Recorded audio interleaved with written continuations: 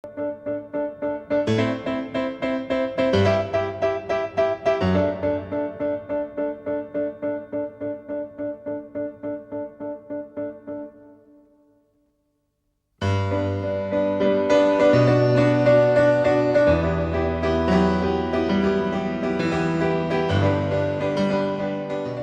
Rio Grande do Sul, o sistema prisional encarcera quase 30 mil pessoas, entre homens e mulheres.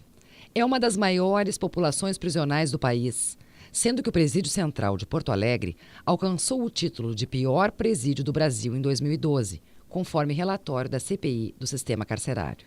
Desde sua instalação no Rio Grande do Sul, a Defensoria Pública atua junto aos estabelecimentos penais, prestando atendimento ao preso e a seus familiares. Desde 2008, com a execução do projeto Assistência Jurídica Integral ao Preso e Familiares, em convênio com o governo federal, a Defensoria Pública vem progressivamente aumentando sua atuação junto ao sistema prisional, alcançando, no ano de 2012, a atuação em 98% dos estabelecimentos prisionais do Estado. Na elaboração e execução do projeto, o foco foi direcionado ao Presídio Central de Porto Alegre, em razão das graves violações de direitos humanos, notadamente a superlotação. No local, cerca de 4.300 homens encontram-se cumprindo pena em regime fechado. Por muitas vezes, a Defensoria Pública representa a única porta para acesso a uma garantia mínima de direitos. Porque ocorre o seguinte, aqui no Presídio Central o Estado tem um limite. O limite do Estado é justamente esse onde nós estamos. Daqui para trás, o Estado não entra. Então, nós já fizemos, inclusive já realizei atendimento aqui, até como uma forma de facilitar o acesso do preso no seu deslocamento interno na casa, tornar até o atendimento mais rápido, mais viável e também diminuir o número de recusas de presos no atendimento. Isto porque, como o Estado tem um limite aqui dentro, muito do controle é feito por presos.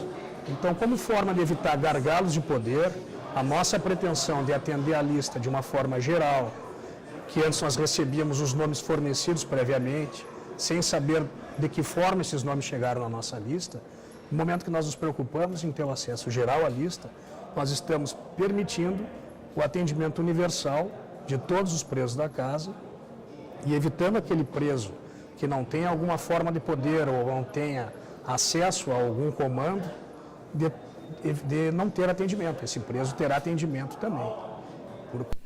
O Presídio Central de Porto Alegre apresenta uma peculiaridade em sua administração. Ela é feita pela Polícia Militar do Rio Grande do Sul, conhecida entre os gaúchos como Brigada Militar. Mesmo com a presença da polícia, a evidente falta de estrutura e segurança que permita aos agentes do Estado atuar dentro das galerias do Central culminou na formação de facções que definem o destino e a rotina de quem entra e de quem sai da penitenciária. Um bom exemplo é a disciplina das galerias. Não é o Estado que define qual a galeria de destino do preso. Para a própria segurança do custodiado, é ele quem a define. Pois, se colocado em local de facção inimiga, ele acabará morto. O Presídio Central, na verdade, eu achei interessante, assim, quando nós pensávamos em relação ao que contar sobre a nossa atuação, ele por si só já é um filme inteiro, um longa-metragem, né?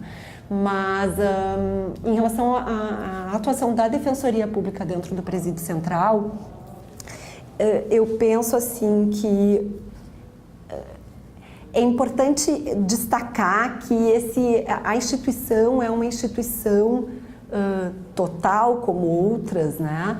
E por essa razão ela tem toda uma sistemática de controle e de disciplina e a Defensoria Pública acaba se encaixando dentro disso, né? Então nós temos que, nós defensores públicos acabamos tendo que nos inserir nesse sistema, nessa forma de funcionamento do Presídio Central. Nós enfrentamos uma série de dificuldades que são dificuldades de logística, para poder fazer o atendimento. Em inúmeras situações, a gente teve que suspender o atendimento ou modificar alguma coisa do atendimento, da maneira como nós imaginamos atender, porque determinados presos que tinham sido chamados para o meu atendimento não poderiam ficar na mesma cela de espera com os presos do atendimento do outro colega que está fazendo atendimento concomitantemente. Então, são questões que dizem com a própria estrutura do Presídio Central. Apesar do reduzido número de agentes, a Defensoria Pública do Estado busca o acompanhamento da totalidade dos presos. Violações de direitos, entretanto, certamente são cometidas. E muitas sequer são registradas. A busca pela mudança de cultura, de forma de gestão, dentre outras tantas mudanças estruturais, é a luta pessoal e profissional dos defensores públicos do Estado. É difícil dizer se precisa mais vaga, porque a gente ainda não sabe quem deve e quem não deve estar no sistema. Entende? Tem muita gente lá dentro que não precisa mais estar. E esse é o problema, porque imagina uma pessoa que devia ter ficado um mês no Central e está um ano. Imagina a cabeça dessa pessoa. É isso que as pessoas não entendem. É uma sensação de injustiça. E aí essa pessoa já teve que entrar para a facção, já teve que pagar alguma dívida. É complexo, é muito complexo. Só que as pessoas acham que vai vir um Messias e vai resolver tudo da noite para o dia, né? A defesa da questão carcerária nem sempre é simpática ao grande público, tornando especialmente dificultoso o trabalho dos ativistas de direitos humanos. Em geral, é difícil ao ser humano colocar-se no lugar do outro e entender que a violação estatal de direitos humanos de um semelhante constitui a violação estatal de seus próprios direitos. Mas muitos profissionais estão atentos aos perigos da passividade ante a violação de direitos e lutam por soluções. Por 3 anos, o jornalista Daniel Escola percorreu 12 casas prisionais da região metropolitana, desde as menores até a maior, o Presídio Central.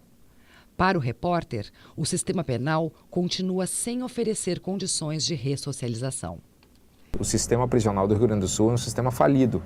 A autoridade do sistema prisional que não admitir isso não está sendo séria. E por que ele está falido? Por causa desse domínio das facções criminosas. Por causa da corrupção nas cadeias, que é muito forte, que envolve agentes penitenciários, não todos, mas uma boa parte, envolve brigadianos que fazem a segurança dos presídios. Bom, eu vi centenas de relatos. Eu acho que o sistema prisional do Rio Grande do Sul é matéria-prima infinita para a produção de reportagem, produção de pesquisa, produção de histórias. Cada preso tem uma história. E ele tem uma história até entrar na cadeia, e quando ele entra na cadeia ele começa a ter uma outra história, que é a história dele vinculada a uma facção criminosa. E eu estou falando dos maiores presídios, por exemplo, o Presídio Central. Preso, o sujeito cometeu um crime na rua hoje, tá? Ele é preso, vai para o Presídio Central. Uma das primeiras perguntas que vai ser feita para ele é a seguinte: tu é de que facção criminosa? Aí ele vai dizer, olha, não pertence a nenhuma facção criminosa. Então vem cá, tu vai pro brete e tal, vai lá nos abertos. Que é quem não tem eira nem beira, né, como se diz. Não vai demorar 2 semanas, não vai demorar muito tempo para ele estar vinculado a uma facção criminosa. E hoje os presídios são dominados por facções criminosas. A realidade revela que esse objetivo está longe de ser alcançado. A lei não é cumprida, ensejando distorções que tornam o cumprimento da pena desumano e degradante. Houve casos em que o preso estava no Presídio Central e com a progressão de regime, ou seja, pronto para ir para o semiaberto, aprovada. E nesse caso, as autoridades têm que pensar, bom, vamos transferi-lo para onde? Para qual unidade do semiaberto? Unidade tal. Lá não dá porque ele é da facção criminosa X e aquela unidade é dominada pela facção Y. Então, se ele chegar lá, ele vai ser morto. Impossível ressocializar quem jamais esteve de fato socializado. Quem não teve acesso à educação mais básica, quem não teve uma família, uma orientação, um conselho e, portanto, jamais pôde ver oportunidades, não tem condição de sequer almejar uma mudança de vida, quanto mais obtê-la.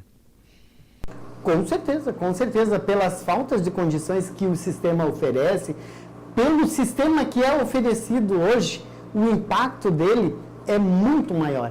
As pessoas de vez em quando dizem assim, saltou, ficou só 7 ou 8 meses e já progrediu para o semiaberto. Quem fala isso é porque não tem conhecimento do que é ficar 7 ou 8 meses dentro de um presídio central. Quem fala isso não sabe o que é uma mãe de família, uma avó, uma irmã, ter que se pelar na frente de uma pessoa para se mostrar, para dizer que não está levando nada para dentro do sistema. Isto é degradante por demais. Quem fala isso não sabe o que é aparecer com tuberculose depois de um certo tempo porque tem que dormir no chão.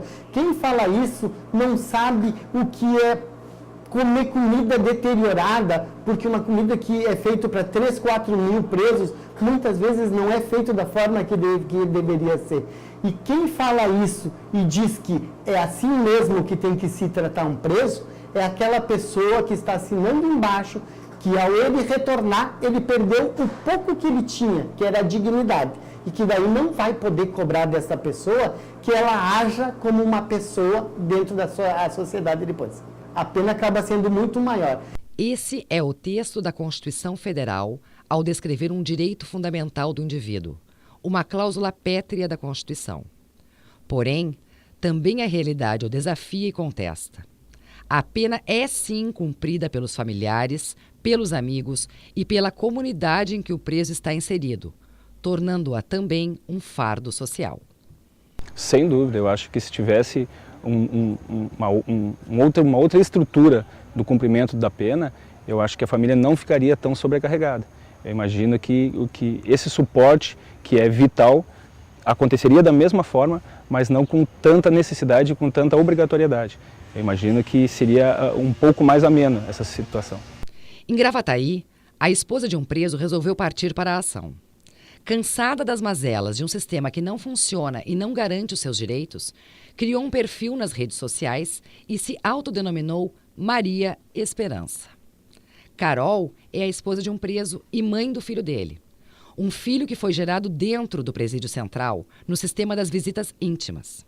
Um filho que a incentivou a mudar sua rotina de vida para buscar respostas em um sistema fechado, inoperante e que só torna o objetivo de ressocialização um sonho distante. Gente, é muito difícil. Para expedir uma vara de sutura é muito difícil. Sabe? É muito complicado. Né? E complicado para a família ter que ir lá, sabe? Além de ser longe, além de ter toda a burocracia, porque é uma burocracia imensa, né? Além de ter toda essa função, o lugar assim é degradante, sabe? É horrível. Ter 2 filhos no sistema prisional e ainda separados em 2 presídios distantes 60 quilômetros um do outro. Não era a vida imaginada por Dona Gilda, que viu seus 2 filhos serem consumidos pelo uso de drogas e acabarem no presídio, condenados como traficantes. A ineficácia do sistema estatal mais uma vez obriga que a família supra as necessidades mais básicas do parente preso, alcançando-lhe os mantimentos necessários à sua sobrevivência, nas famosas sacolas de visitas. Olha, uma das dificuldades que se torna praticamente até um empecilho é a dificuldade financeira, né? Porque para chegar em Arroio dos Ratos é uma viagem, então tem que pagar transporte, né? Tem que levar as coisas para ele, a sacola, né? Tudo. Então eu só consigo ir uma vez no mês para visitá-lo, sabe? A sacola é muito pouca coisa. Eles estão pedindo só 5 itens para entrar lá. Mais do que isso não pode. Então é assim, é o mínimo dos mínimos, sabe? O material de higiene, né? Papel higiênico, sabão em pó, essas coisas assim. 2 potes de comida ou 3, porque a gente vai passar o dia, tem que comer lá, né? E só, daí já fecha o cigarro, para quem fuma, né? Fecha 5 itens e é só isso. Agora até melhorou lá, porque antes do Natal eles fizeram tipo uma greve lá, porque eles estavam deixando as visitas lá fora do portão, dia de chuva lá em Arroio dos Ratos, não tem abrigo, né? Então, tipo, eles fizeram um começo de uma greve de fome e falaram com o diretor e tal. Então, agora a gente pode entrar nos portões e ficar lá dentro, no teto, né? Se livrando do sol, da chuva, né? Mas antes ficava lá fora também. E é bem judiado, né? A gente com sacola, no sol, em fila, né? Revista, passa por bastante coisa. Não, olha, enquanto a defensoria, eu só tenho que elogiar, assim, sabe? Porque peguei defensores bons, né, aqui em Gravataí, sempre que... Ontem mesmo eu fui muito bem tratada pelo Dr. Márcio, aqui da defensoria, né? Ele está com caso, até inclusive na casa dele o processo, porque o pai dele faleceu e ele estava sem tempo, né, de ver, então ontem eu conversei com ele expliquei novamente o caso, né, então ele ia ver agora essa semana, né, já está nos finalmente, já vai para a juíza, né, para ver se eles vão ter pena, se não vão, né. A prisão deveria significar apenas a privação de liberdade daquele cidadão que cometeu um ato ilícito e foi condenado em um julgamento justo. Esse é outro objetivo do Estado brasileiro, que também estabelece essa vedação como um direito fundamental. Mas esse também é um direito não observado. Andréia fala da humilhação que sofre, ainda que fique poucas horas no albergue, onde cumpre pena em regime semiaberto. A dignidade só lhe é restituída quando inicia a jornada de trabalho junto à Defensoria Pública do Estado do Rio Grande do Sul. É assim, desde o momento em que a gente acorda, e eu vou dizer eu, né, na verdade, para não generalizar, a gente tem que ter os chamados nervos de aço, porque a gente é acordado aos gritos, não que a gente sabe que a gente está numa penitenciária, enfim, numa casa prisional, mas o que não faz com que a gente seja tratado como um bicho, e isso acontece. Acho um despreparo muito grande das pessoas que tratam no dia a dia com a gente. Garantia de direitos. Garantia de acesso à justiça. Garantia de cumprimento apenas da pena imposta. Esse é o papel da Defensoria Pública no sistema prisional. Ser a voz do excluído, inclusive daquele excluído que a ninguém mais interessa. Do excluído que já foi julgado, condenado, mas a quem parte da sociedade recusa uma segunda oportunidade. Esquecendo que não existem penas perpétuas em nosso ordenamento jurídico, sendo fato certo que o preso retornará ao convívio social. A proibição da tortura, de penas cruéis, de outros tratamentos desumanos ou degradantes, a abolição da pena de morte, o acesso à dignidade, à saúde, à educação e ao mínimo existencial são preocupações mundiais e fazem parte do cotidiano dos defensores públicos do Estado.